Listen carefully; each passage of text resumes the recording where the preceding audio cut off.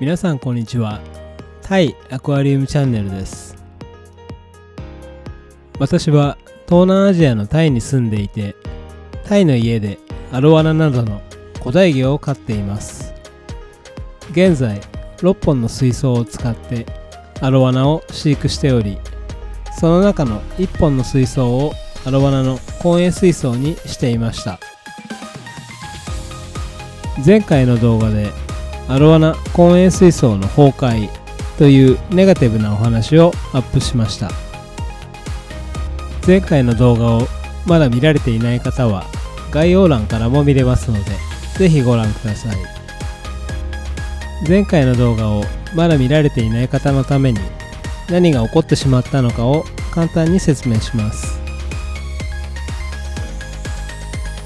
6本ある水槽のうちの1本の水槽を使ってアロワナの公営飼育をしていました。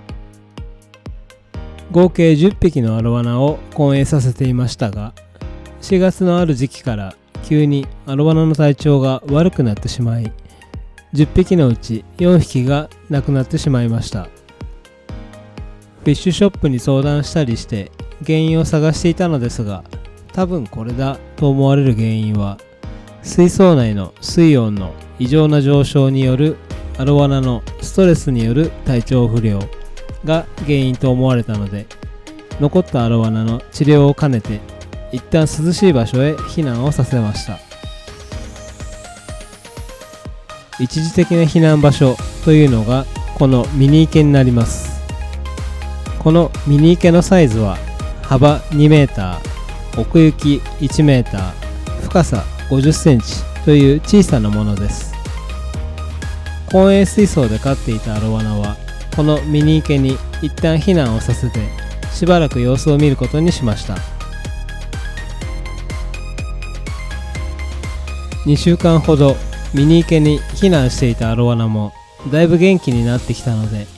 公営水槽を再開することにしました。今の公営水槽はアロワナだけを水槽に戻して次のようなメンバー構成になっています。タカセキンリュウが3匹、カセキンリュウが1匹、シルバーアロワナが1匹の合計5匹のアロワナとなります。公営による噛みつき合いの傷はありますが、餌も普通に食べるようになり、以前の元気が戻ってきています。今回の事故の後で水槽の温度をできるだけ上げさせないために取った対策としては次のようなことです。1、昼間は扇風機をかけ続ける。今までは筋トレをするときだけに使っていた扇風機ですが、今後は昼間の間は常時つけっぱなしにして風通しを良くして室温を上げないようにしています。2、水槽の蓋を外す。今まで飛び出し防止用としてプラスチックの蓋を水槽にかぶせていました。この蓋を外すことによって通気性が良くなって水温が上がりにくくなります。プラスチックの蓋の代わりにフェンスカバーを水槽の上に置いてアロワナの飛び出し防止としています。恥ずかしながら今回の事故が起こるまでは水槽の水温をほとんど気にしていなかったため、水温計も水槽につけていませんでした。水温計もなかったので水温がどれぐらい上がっていたのかわからなかったのですが、外気が40度ぐらいになっていた日に部屋を閉め切った状態での水槽の温度は40度近くまで上がっていたのかもしれません。現在はすべての水槽に水温計をつけて毎日朝と夕方に水温を確認するようにしています。扇風機をかけ続けて水槽の蓋を外すという単純な対策ですが、これを行うことにしてから水温はだいぶ下がるようになりました。最近の水温は朝で30度ぐらい、昼間の暑い時間で32度ぐらいを保てているので、4月の頃と比べればだいぶマシになっているかなと思います。本当は最低でも28度ぐらいまで水温を落としたいのですが、5月のタイの気温ですとそこまで水温を落とすのは難しいです。タイは6月に入れば気温もだいぶ下がるので、6月以降は28度ぐらいまでは水温が下がるかなと期待はしています。他の水槽と同じようにプラスチックの水槽の蓋は全て外して、金属のフェンスカバーのようなものを水槽の上に置き、アロワナの飛び出し防止としています。また他の水槽と同様に水温計もつけて、朝と夕方で水温を確認するようにしています。二段水槽の上の水槽は水温が上がりやすいですが、今は上の段の水槽でも最高で32度ぐらいまでしか上がらないようになりました。